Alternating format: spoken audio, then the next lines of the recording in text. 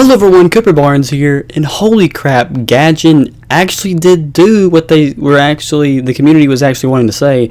The community was wanting Object 279 to be buffed up to 8.7, and that's a really big downside for people who bought Object 279 like myself for a cheap price on the marketplace when it did go down. That's probably why this sale happened on the marketplace, but as well as I'm going to be going over in this video, is it still worth buying? Is it still competitive? It does still have a good cannon and really good penetration at 8.7, but once you're at 9.7, you're not competitive at all. I would say honestly, this wouldn't even be. This shouldn't even be allowed to go to 9.7. Yes, you can kill T-72s and stuff, but there's really nothing that you can do. I mean, if Gadget gives this an APFS DS round, even though I don't think historically it doesn't have one, but if they just give it one, even if it doesn't have as much pin as a normal round, it would at least make the tank good. Even if they just gave it a Heat FS round, it would make it so it's competitive. Because by itself at 8.7, it's pretty good. And the only downside is they actually moved this tank to 8.7, increased the battle rewards as well by a little bit, but at the same time, they did something which a lot of players didn't want to happen, is they also made the repair price of this tank 12,000 in arcade, and I believe it's a little bit lower than like 10,000 in realistic. I don't play realistic battles, so I don't know, but in my opinion. Okay, Gadget, so explain this. You have an event vehicle, which is supposed to be a rare vehicle, which is super popular because you allow something called the marketplace. You don't allow a unit cap for how many can be sold on the marketplace. You just allow anyone to buy it, so you make money. I can see that. But why do you let people buy these and then you change everything about them? I mean, you're basically ruining what people are giving you money for, which is kind of like going against terms of service, but I will get to there. Which, in terms of service, it does say they can have access to change things, which I understand that.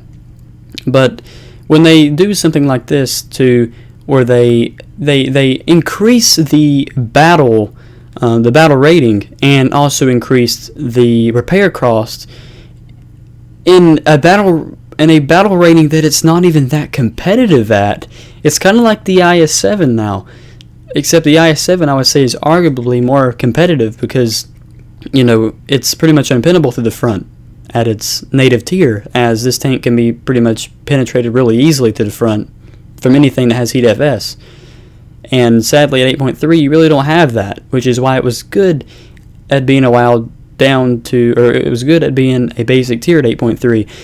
In my personal conclusion, I would say this tank is 100% fine at 8.3, but when you have a marketplace where hundreds of people are playing as a tank and it's just raiding servers, yeah, the tank does need to be moved up, which is why I'm actually hoping that Gadget will actually kind of leave it up there till the marketplace sales dip down and then move it back down to 8.3 where it belongs. Because why would you add this tank in the game in the first place to have that ridiculous armor if it's not even going to be useful?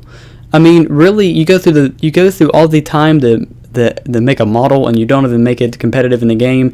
Players who spend hours grinding this, and people who've spent money to buy this tank for ridiculous prices, and you go behind them, and you basically move it up. Now, I'm not really that mad that they moved it up, as long as they move it back down. It is fine at 8.7, but they did do a BR change for the top tier tanks and made them at 10.7 now, so if they stretch everything back out, maybe put this at 8.5, that would be the perfect balance.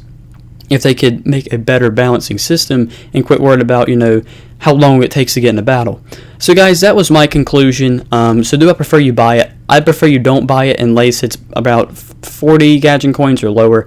It's really not that competitive at the native BR now. So yeah, I'll make a second video if it does go back down. But guys, thank you guys so much for watching the video. If you do like this and you want to learn more about War Thunder, hit the like button and hit the subscribe button, and I'll see you guys in the next one.